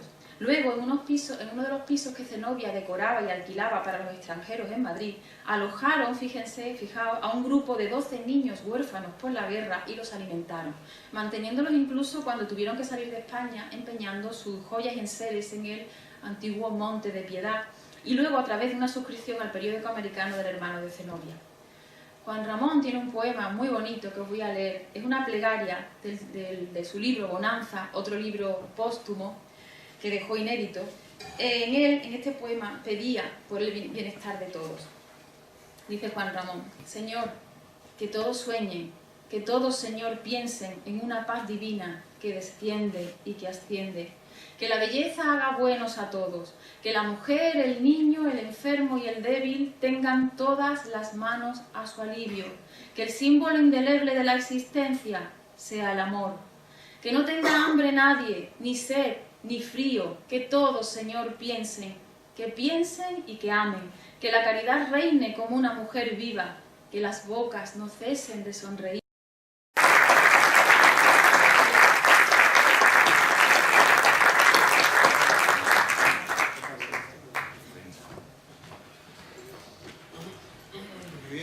Hemos tenido ocasión de asistir a una magnífica conferencia preciosa dentro del espíritu juanramoniano, de luz, de alegría, de belleza, y la Academia de San Romualdo se siente muy honrada con su pertenencia a ella.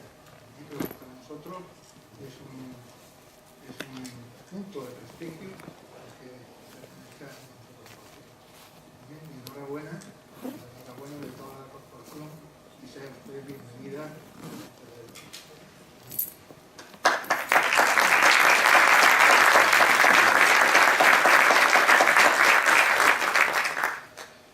Pues ha sido una magnífica celebración del Día de las Letras, del día que celebramos hoy.